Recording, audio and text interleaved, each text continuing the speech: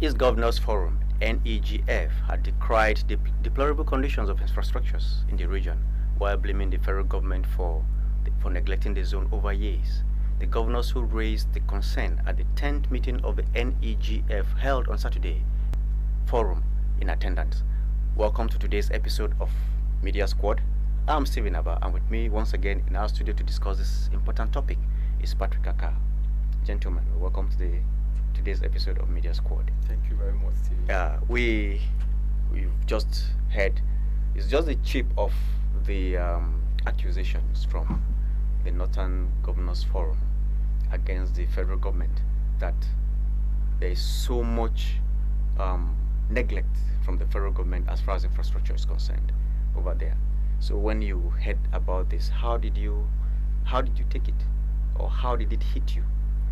Yes, thank you very much, Stephen, for having me once again. Like we talked about the meeting between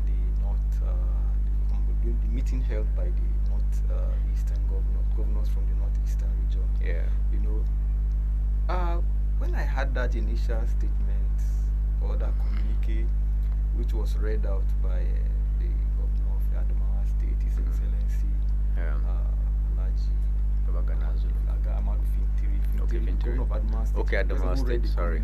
Yeah. But actually, the chairman of the Northeast Governors Forum is Baba Gana Zulum. Yes. You know, when you read that communique, sure, you know, there were so many allegations, so many lamentations of how there are issues in the northeast that are not being addressed and all that. He did talk about have the northeast having about 70 million people or so, and that over half of that number are below the age of 35 and all that. And he lamented how they are not yet connected to the 3 kVA transmission of electricity to the region, and all that. So now, as soon as I got that, I had that communique. Yeah. I listened to Governor Fintiri. The first thing that came to my mind, like you asked, is that why is it that we are always looking up to the center? Yeah. Because I listened to Professor Usman. I think Professor Usman, this man is a professor of medicine, but a very, very vocal and eloquent social critic. From the north? Yes, from the north. Yes, I think I know. Yeah, he said that over 80% of the problems of Nigeria is caused by the governors. He blamed over 80% of the problems in this country on our governors, and I agree with him.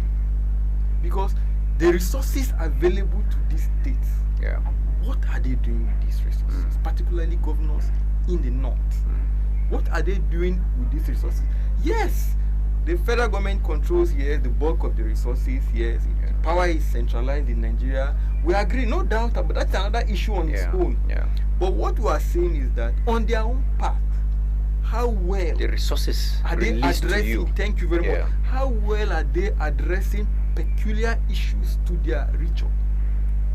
Because if only they are addressing issues the way they should, giving those issues the attention they deserve, they won't have to be lamenting. Yes, there are things that should be done by the federal government. Not that we are saying that it is right for the federal government to abdicate its responsibility. No. But what we are saying that if you know that this thing your people need it, why do you have to come out to lament when there is some? What have you done on your own part to see that you address some of these issues? And then maybe later you can say federal government, we did this, can you reimburse? If the federal government reimburses you, fine. If it doesn't, then there are still it is for the good of your people. So as I think, now look at with the removal of subsidy on petrol, look at the amount of monies that governors are receiving. Yes. From the federal government, to address what are they doing with this money? What are they doing with this money? These are the issues. So rather than come out to complain and say, oh, the federal government has abandoned us, oh, the federal government is not doing this, the federal government is not doing that, the federal government should do this, it should do that. What I feel that the governors should be doing now is that they should look at those issues that they, on their own, can address, and then maybe leave others for the federal government, so that we don't have this issue of the people not having anything at all, because that is what is happening at the moment. You know, so my initial reaction to all of this is that the governors, before complaining, before accusing the federal government, they should look at themselves and see what they can do in terms of some of those infrastructures, in terms of the roads, in terms of electricity, and all that. Anyone that is beyond them, then they can now start talking about the federal government, and then they can be taken serious. And you see, I also feel that, for example, let's talk about Benue State. When you come to Benue State, one of the major issues or matters the federal government should and must attend to is power. Then we're talking about certain federal roads that pass through the state. A lot of the roads are meant to be developed by the state and other things. So when states begin to I don't know if you've been to Maiduguri before. Maiduguri as the state capital of Borno State. I schooled there, and before Zulum came, I had graduated and left. But when Zulum had not come, Maiduguri, the ratio of affluence and poverty is maybe it's like 5 to 95. Majority of the people are not, they are poor. So you have money in the hands of few individuals, and these few individuals are people that are connected to government. So the question, just like you asked, even SERAP is asking all the 36 governors and the head boy of Abuja, they should come give account of how much, what they have done with all the monies that have been pumped to them after the removal of all subsidy. Because a lot of money has been given in trillions, and yet it's like people's life is, nothing has really changed. Rather, people are crying the more. So the question here is that, do you see corruption in this? Of course, corruption is what will be. What all of these things is nothing but bad governance, and what is responsible for bad governance in Nigeria is corruption. Like you rightly said, that the ratio is about 5 to 95. The resources of this country, or Maiduguri or Borno State, in the hands of just about 5% of the population. And it does not apply only to Maiduguri or Borno State. It is the situation all over Nigeria. In fact, there's a statistic towards that shows that, in that regard, that shows that the resources, the wealth of this country, Nigeria, is in the hands of just about 10% or so of Nigerians, or if not even less. These are the people controlling the resources, the wealth of this country. So it is not a kind of a Borno thing or a Maiduguri thing, but it is a national issue in Nigeria that needs to be addressed. So at the heart of all of these things, like you rightly said, is corruption, because what is leading to all these things is bad governance. This prof I was talking about, Professor Usman, he did say that there's something he said that really struck me. He said that former president, the late former president Shehu Shagari, as soon as he left power, he went back to his place. He stayed with his people. That there are so many other leaders, particularly from the north, who, the moment they ruled, they went back to their place. Even our former president, Muhammadu Buhari, he did say that he was going back to Daura, and he has gone back. But how many of these presidents, or rather, how many of these governors, senators, House of Rep members, and all that, who after their tenures stay in their various states? They still cling to the center. State is very good. How many of them stay in their various states? In fact, there used to be one minister of the FCT. That should be during Obasanjo's tenure, or either Obasanjo or Yar'Adua's first tenure, or Yar'Adua's tenure, sorry, who was virtually begging former National Assembly members to leave Abuja, that they were congesting the city, that after representing your people 4 years or 8 years, what are you still doing in the FCT? Why not go back? That these people were causing a lot of, that they should, the city was getting overpopulated. Because of them. No, because of them. There's one, I can't remember his name, somebody Modibo. He used to be the minister of FCT then. I think that should be under Yar'Adua. maybe No, I think, it's not I think it should be Obasanjo's It's second Obasanjo, tenure or yes. something like Yeah, it's that. Yes, Obasanjo. I can't really remember the exact time, Cha. But he virtually came out begging lawmakers that were not re-elected Mm. to go back, that there was no need staying in Abuja. Mm. But why will these people go back?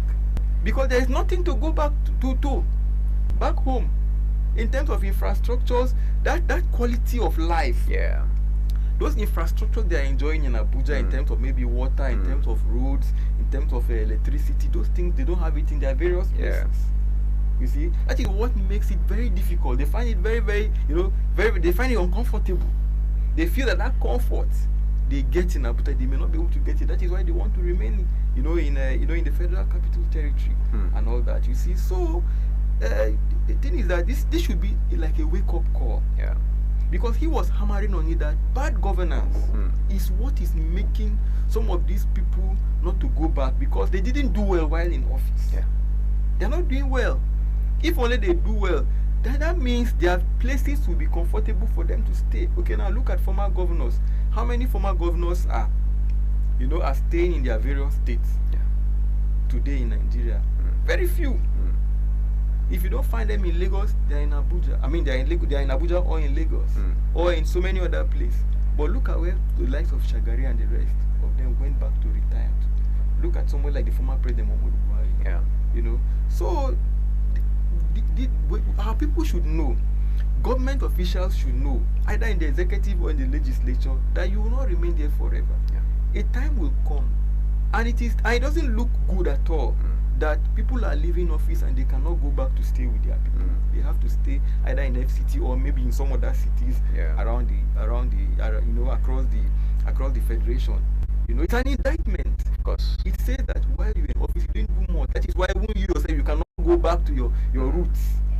You see, so okay, I think this should be like a clarion call. Let's bring officials across all levels of government in Nigeria. Okay, the Northeast is just a part of Nigeria. Yes. Now let's begin to talk about the federal infrastructure. This scenario painted in the Northeast, Yes. compared to what we have at the federal level, as far as federal infrastructure is concerned. What is your take on that? Okay, talking about in the FCT. Yes, no federal infrastructure. Generally in Nigeria. Notice the Northeast is just saying Northeast. Yes, Now exactly. we're talking. You should be talking about North Central, South South, Southwest, Southeast. Yeah. So the question is, now let us bring this scenario to a larger scale. What do you have to say about the Nigerian infrastructure? Yes, the Nigerian infrastructure definitely, of course, is in a very poor state. Okay. Because we don't have roads, we don't have electricity.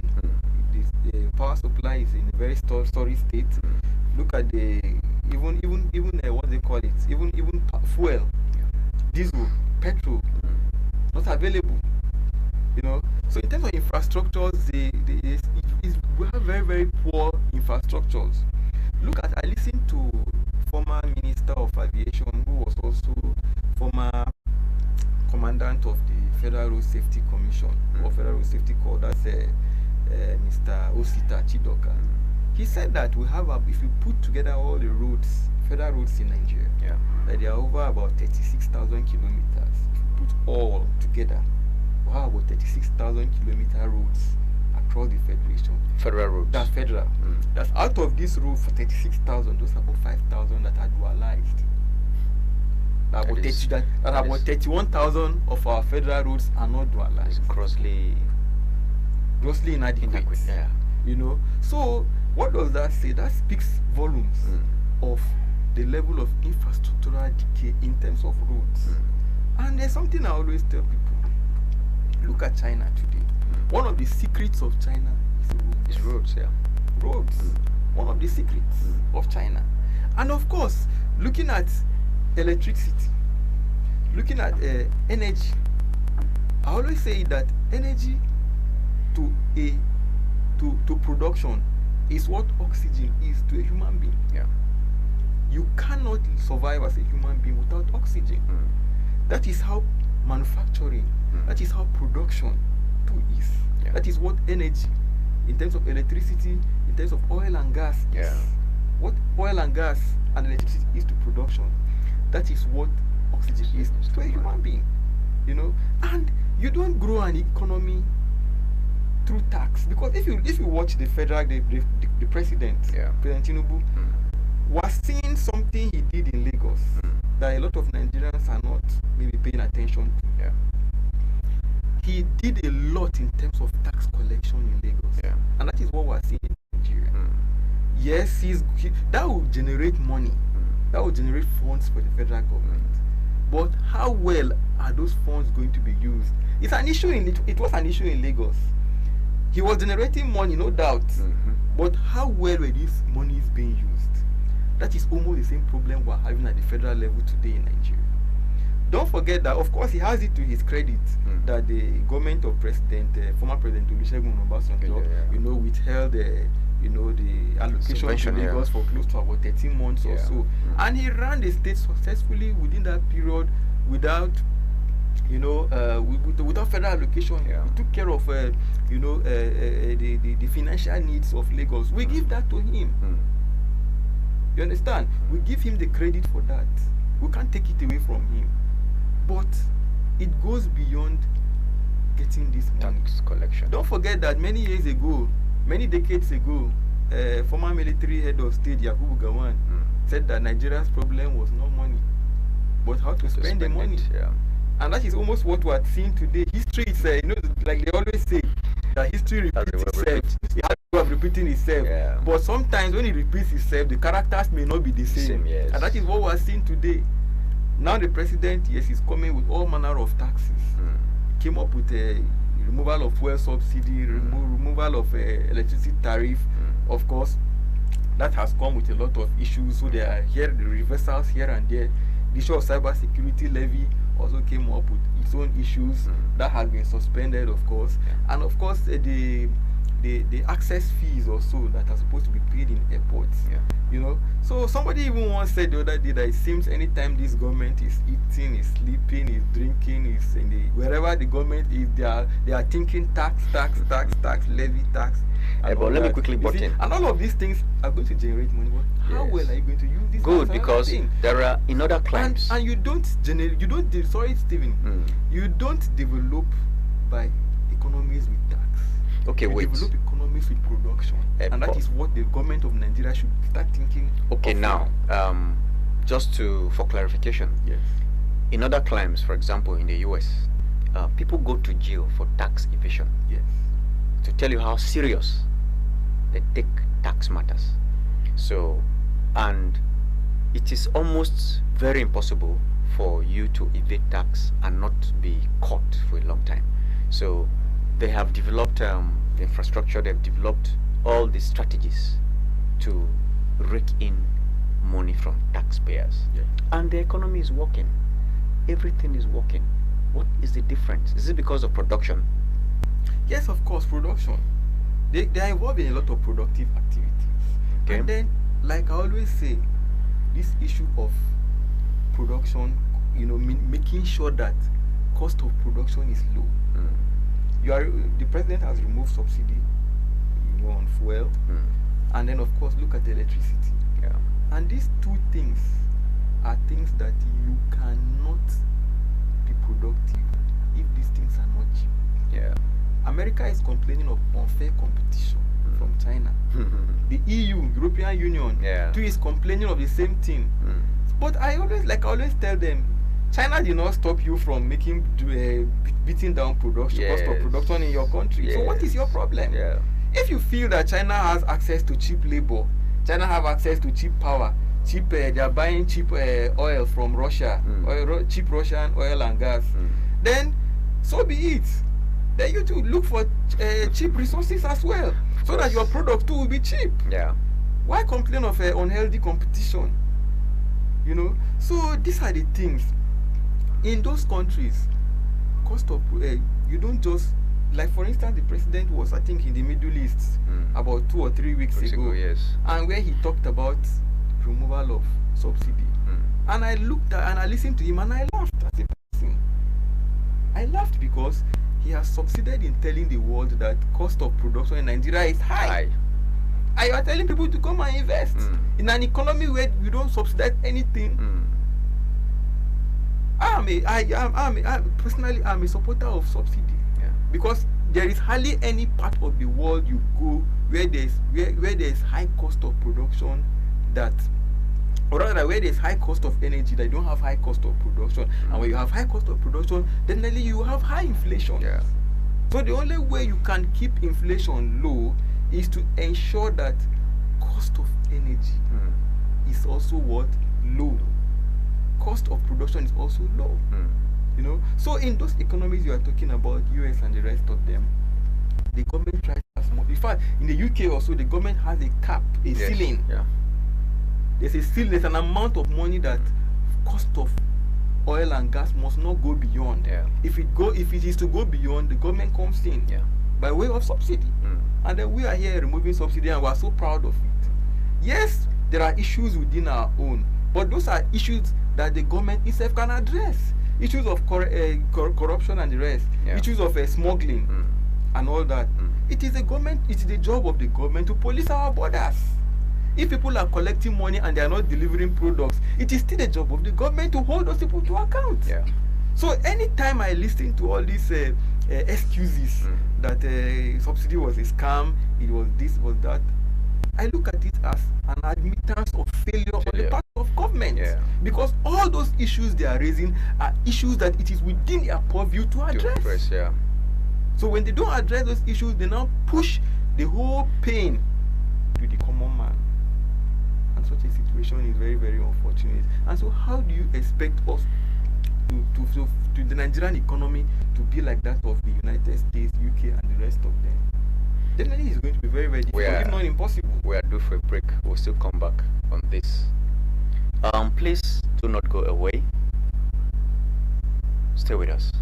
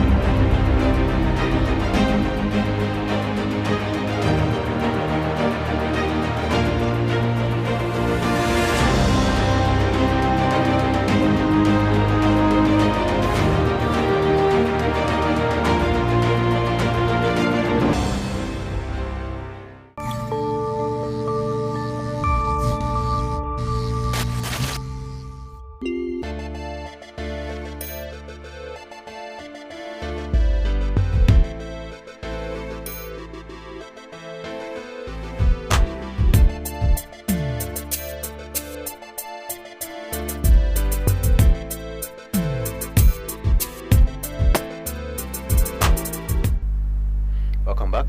If you are just joining us, this is Media Squad on Benue Television, and we are still discussing very important topics here with Patrick Akah. You were trying to land earlier, but I'll need to follow this up quickly because of our time. You need to tell us the way forward as far as infrastructure is concerned for the Northeast and Nigeria as a whole. Yes, Stephen, you're right. I was trying to say add something because we're trying to make a comparison of the Nigerian situation and what is obtainable in some other advanced nations across the world. The advanced nations of the world.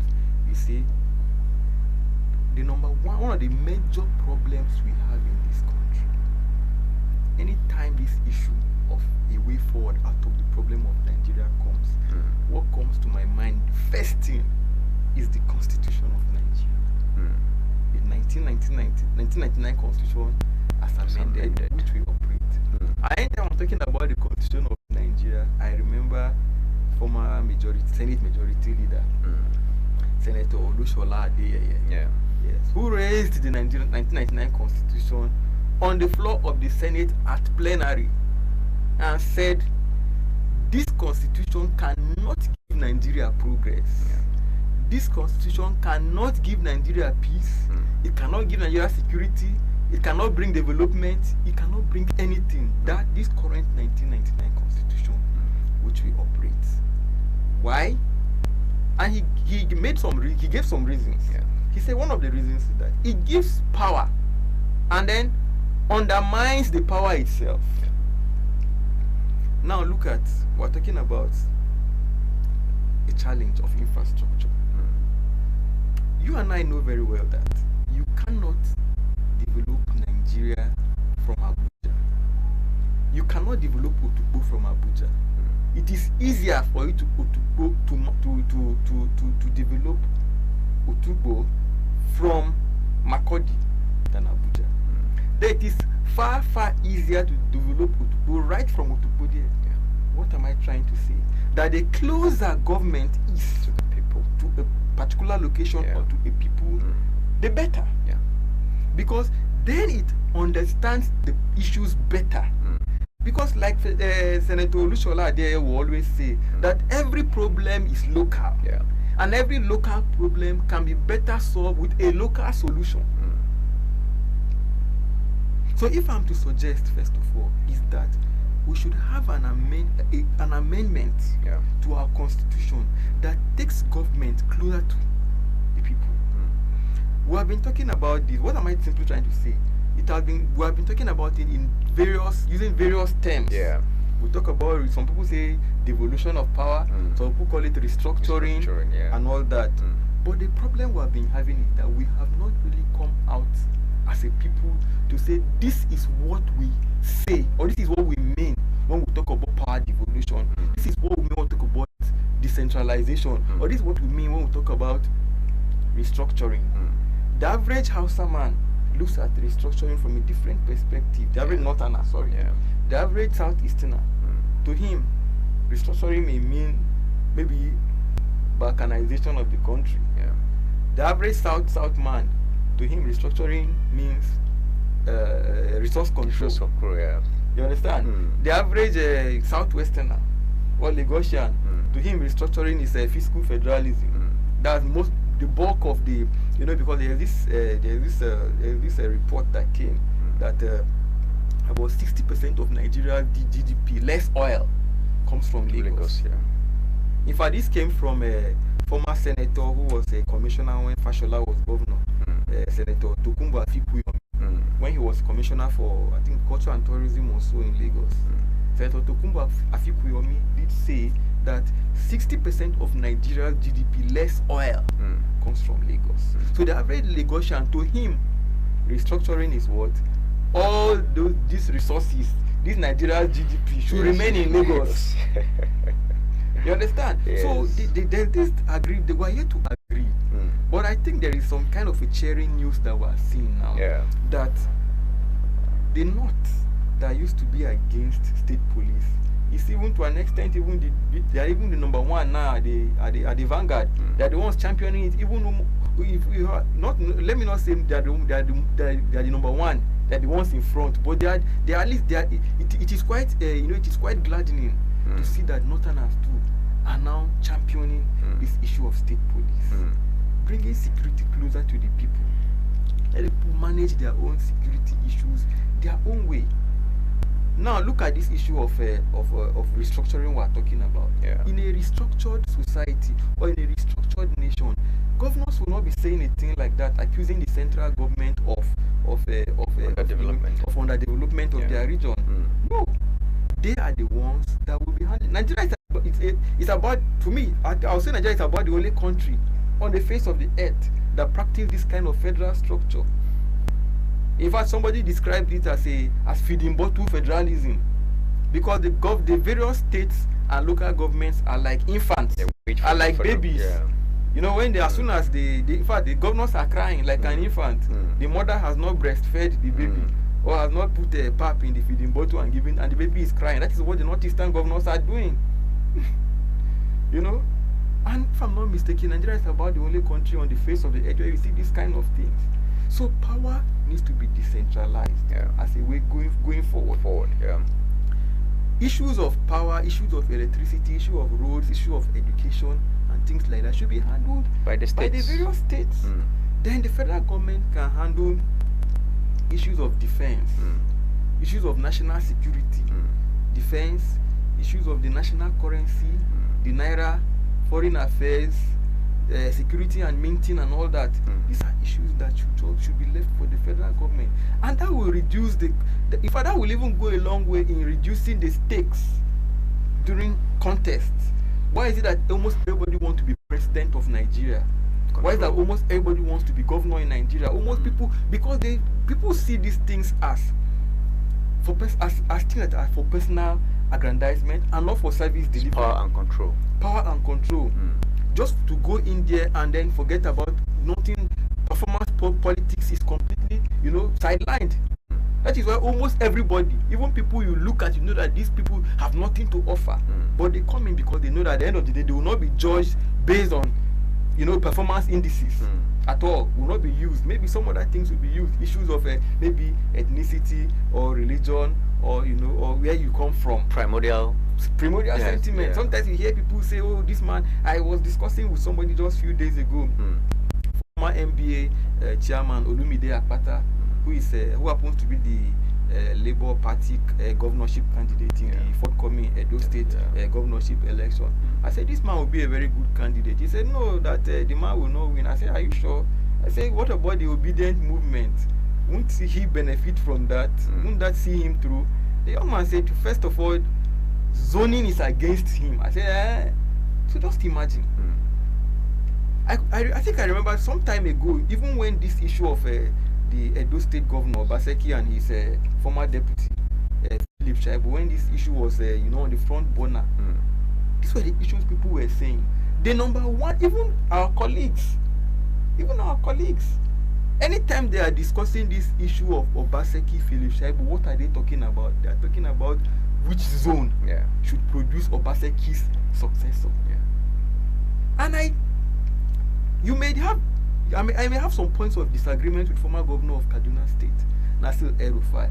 But I agree with him on one particular thing he once said. He said, no nation develops when it selects its leaders on the basis of where they come from, on the basis of the language they speak, what they believe in, and all that. He said, no nation develops when this is the criteria it uses to select its leaders. As a way forward, this is one thing we should be looking at in this country. It should be about who will do the job. And I was quite happy when I saw a post on X last night. One young, intelligent Hausa chap in Kano. He said it's about who will liberate Nigeria now. Because he said this is 2024, according to the post. He said this is 2024, that Peter Obi, there was an issue, an attack in a mosque in Kano sometime last week. And Peter Obi went to visit the victims in the north. That's Peter Obi, the former, the candidate of Labour Party, presidential candidate, the 2020 general elections. This young man said it is 2024, 2027 is still far away. And Peter Obi is what? Reaching out to Nigerians, identifying with them in their times of joy, times of sorrow, mourning, celebration, and all that. That this is the way to go. That by 2027, that he's very sure that a lot of Northerners, their eyes will be open. This issue of this one is one of us, that it will be, that he is sure that it will take the back seat. That the Northerners will focus on who is going to liberate them, who is going to better their lot, and not some of these preliminary sentiments that we focus on and elect our leaders on that basis. That this is one area we really need to look into. Apart from fixing our constitution, we need to also look at the way and manner people assume leadership positions in this country, because this will go a long way in addressing some of the challenges we are facing currently. All right, we're still due for another break. Please, you can join us on our social media handles. You can send in your comments. You can post your contributions while we discuss the matter. Please, let's go on a break. Stay with us.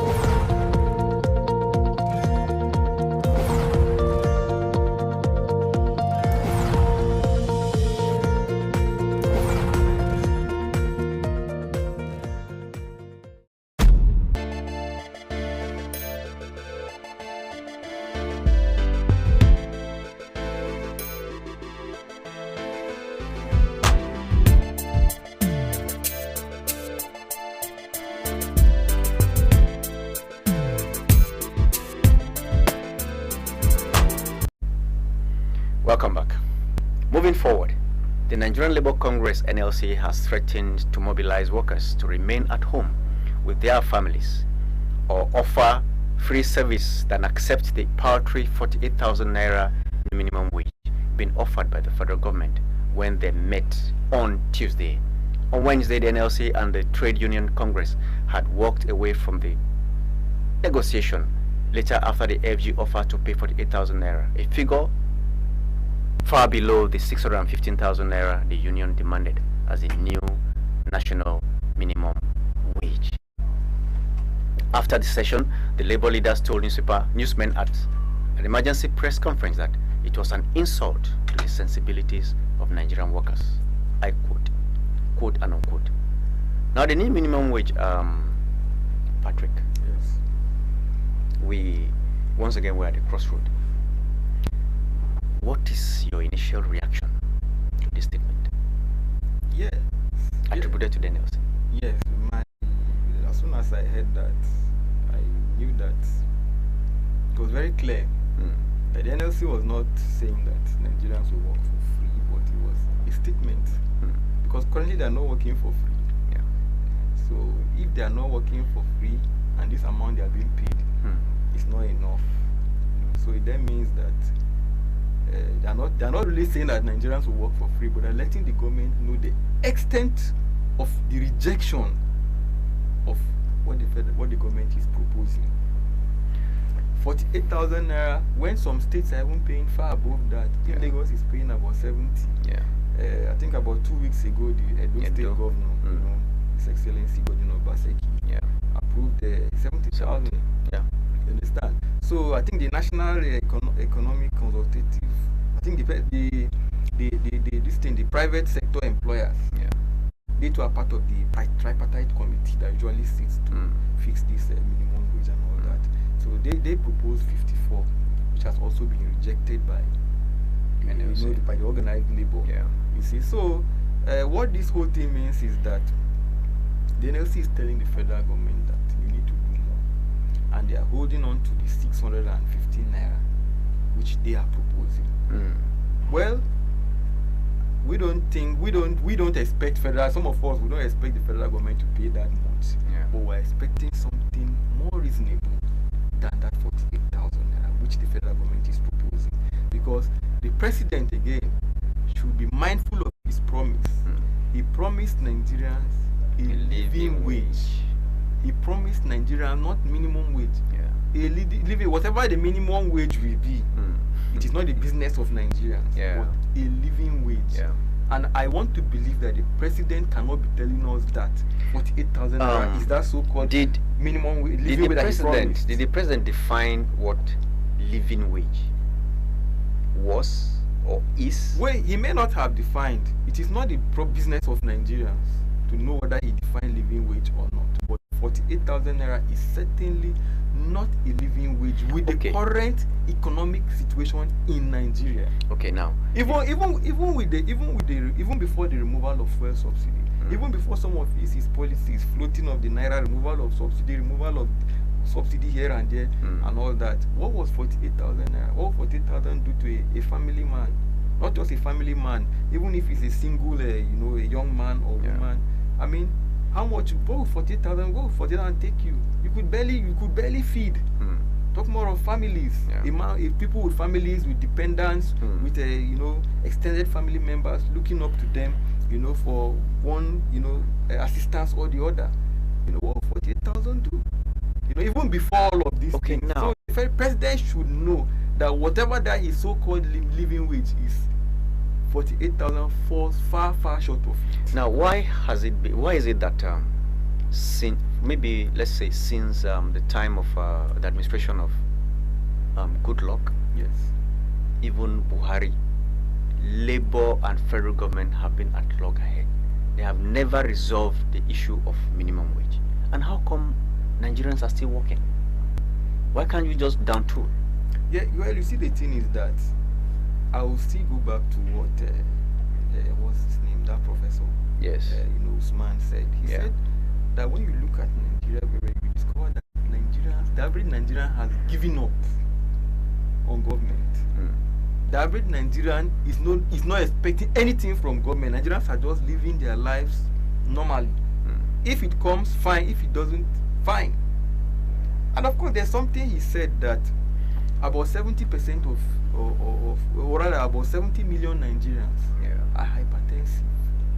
And then he said about 35 million out of these 70 million are no longer taking their drugs again. Anymore. They are no longer taking their drugs. They can't afford it. They can't afford it. You know? So the thing is that Nigerians have lost faith completely. Yeah. But like I always tell Stephen, I've told you severally that the problem that any time a Nigerian or Nigerians elect a bad leader, they shouldn't sit down and complain of bad governance. They should look at themselves as accomplices of bad governance. It's true. You contributed. They always, sociologists will tell you that every society gets the kind of leadership it deserves. And I agree with that 100%. Every society gets the kind of leadership it deserves. Because in one way or the other, listen to what former President Muhammadu Buhari said. He said people are complaining about the 2023 general election. He said about 7 sitting governors wanted to go to the Senate, they couldn't. And to that extent, he has a point. Because based on the kind of politics we play in Nigeria, it is not easy, it is no mean feat for a governor to lose senatorial election. A governor who won in so many local governments, let's say for example, Benue for instance, in 2015, the immediate past governor won in an election that was conducted in 23 local governments. In 2019, he was re-elected in an election that was conducted across 23 local governments. In 2023, he lost the senatorial election conducted across those 7 local governments. What does that tell you? Those 7 local governments he cannot win. But he won in 23.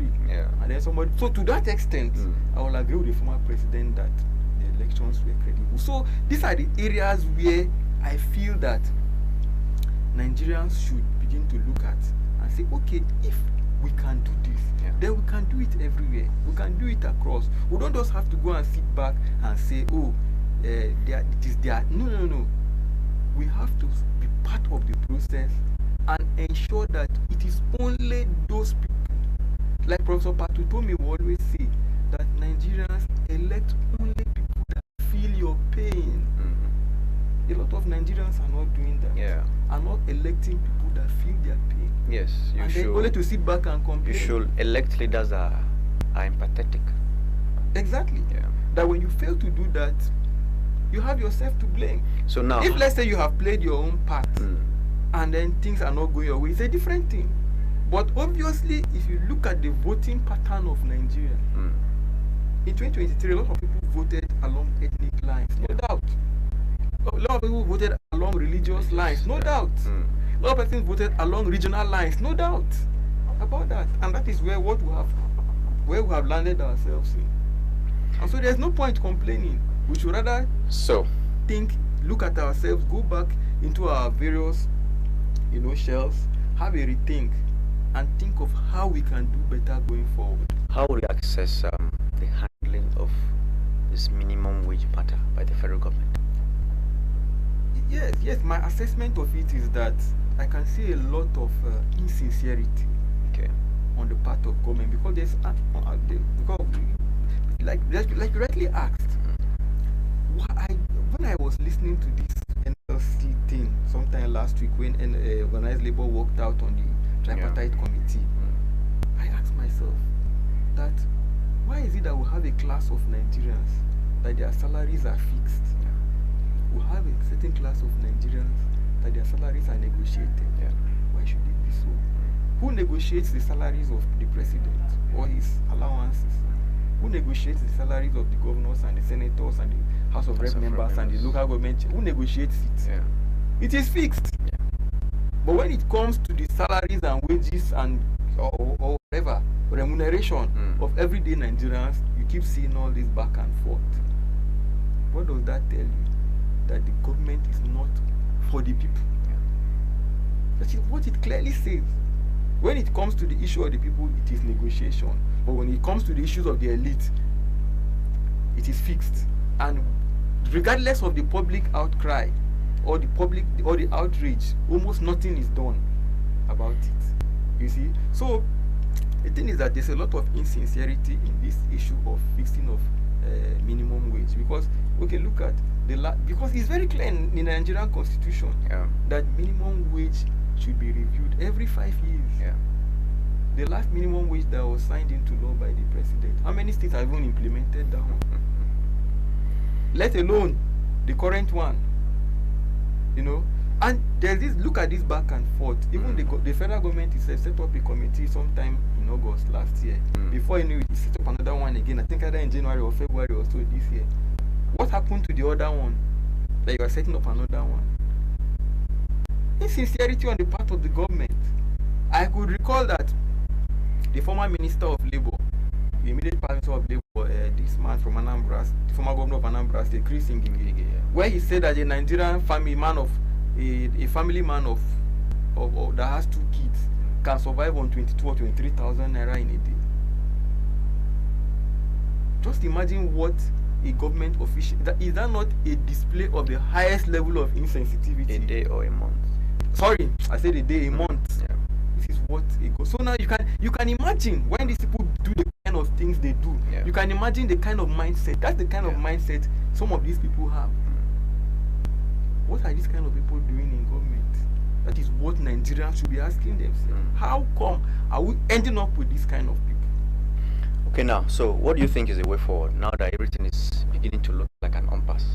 At the moment, as with the way things are now, of course, labor is bound by law and international conventions to return to the negotiating table. You know, of course, it's a normal thing for labor to stage a walkout. It's a conventional practice every year on the face of the earth. But that it's a normal thing. If there's a disagreement, that has not solved the problem. That's why I'm saying that has not solved the normal problem. thing for them to leave. Yes. But then they still have a duty to return if they are called. And if they are not called? If they are not called, I think there have been calls right from the from that day. The private sector people, the Employers Consultative Association also invited labor. They say, labor, no, you have to still come back. Let's sit and talk.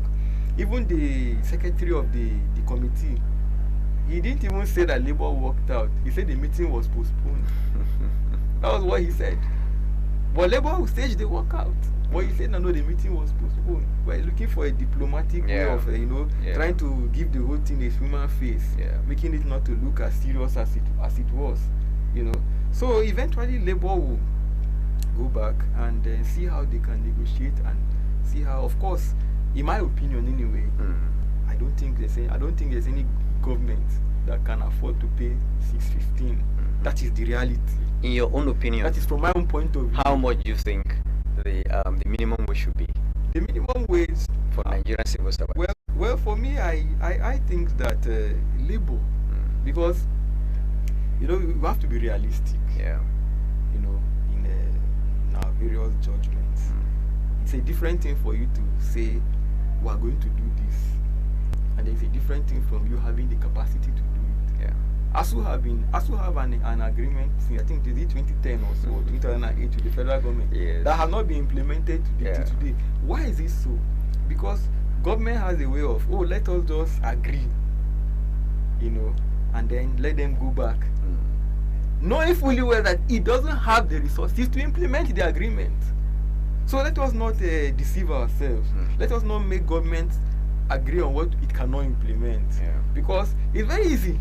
It will take government nothing to say, okay, yes, we'll pay that 600. But the government have the resources. So what I'm trying to say is that I'm not at the forefront. I believe that labor should have insiders, should have an idea of what the federal government and what the state governors can afford. The governors themselves, they know what they can afford. And then the various, chapters of NLC in the various states, and of course of the TUC in the various states, they should have an idea of what their governments can afford. So from my own point of view, I will not be able to tell you that this is what government can pay, but what what I would say is that those persons negotiating on behalf of the Nigerian masses, Yeah. which is the organized labor, they have an idea, or they should look for a way of knowing what government can afford, and then they should be negotiating along that line. Okay, you see, the average Nigerian on the street thinks that anytime there's a meeting between organized labor, the EXCOs of organized labor, and the federal government, something leaves the government into the pockets of those people. Hence this delay. Because for a long time, you see labor walking out of meetings, labor coming back, labor walking out of meetings, and people are still working. Negotiations have not been reached. Even the ones reached have not been implemented. So by now we're thinking that labor should tell their members that if this doesn't happen at this time, stay at home for the next 1 month. You understand? But this is not happening, and each time you see them quarreling, and people are beginning to get tired of it. Yes, you see, Stephen, the issue is that this is one area where I feel that labor should not be the only ones fighting for the masses. Okay. What are the opposition parties doing? What are the opposition political? Remember when the former president Goodluck Jonathan removed subsidy in, I think, in 2012 or so, when there was this Occupy Nigeria led by, in fact, even the current president. Yeah. He was among the leaders. Yes. Who were at the forefront. You know, he was among the leading lights of that Occupy Nigeria in 2012. In fact, a lot of people believe that is what led to the loss of the PDP. The PDP lost power at the center as a result of that particular, event, that Occupy Nigeria of 2012, when there was massive protest over, fuel subsidy removal. You see, so from my own point of view, I feel that the time has come when other civil society organizations, SERAP is doing very, very well. Yeah. We must commend them. Yeah, SERAP is doing Then, very of well. course, the opposition parties too needs to come in and help.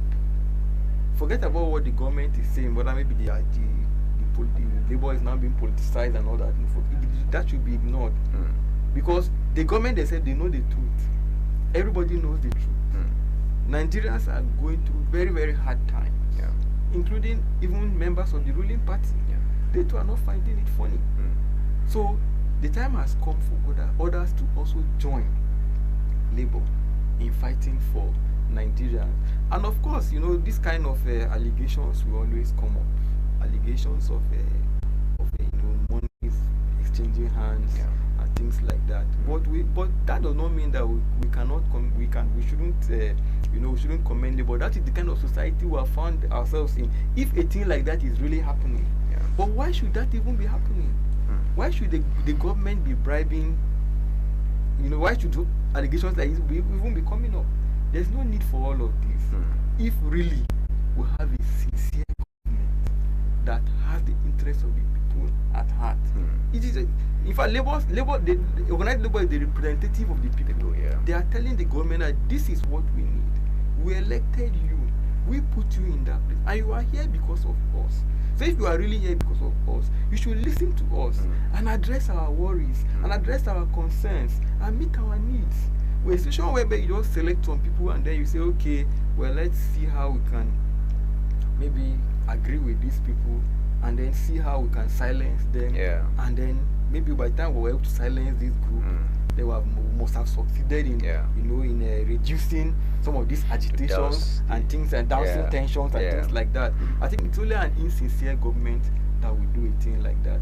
That brings to mind what the former minister of Labour did when he tried to see how he can break ASU by registering some other union. And he stood and was even boasting about it, that we have registered 2 or 3 or so, and we are going to register more. He was so proud of it. And I saw that as the height of political rascality coming from a member of the highest decision-making body in the land, which is the Federal Executive Council. A thing like that should not be happening. A thing like that should not happen. So, just like you rightly said, of course, if monies are exchanging hands, these things are products. These people are products of the society. We do hope that just like me, I want to believe that a thing like that is not happening. All right, I think Because, of course, Stephen, you must understand something. We are dealing with a government that does not really believe in democracy as such. So, some of these back and forth you see, some of these delays you see, some of these face-offs you see, labor working out and things like that, these kind of things are bound to happen because the government we have in place on its own is not even truly democratic. When you have a very democratic government in place, I believe that believe in the ideals of democracy, that believe that governments and governance should be about service delivery to the people. I believe that issues like this will all right, be brought to the parents. this is a good place to leave it, Patrick. Thank you very much for coming on the show once again. I look forward to discussing more interesting matters with you. Thank you very much, Steve. This is where we draw the curtains on today's show. But before we go, I would like to appreciate our broadcast engineer, Mr. Dennis Gondo. Also have Paul Amo and Barnabas Issa behind the camera, and maybe Amiable Oleku Ondoma behind the teleprompter. My name is Stephen Abba. Do have a wonderful day ahead.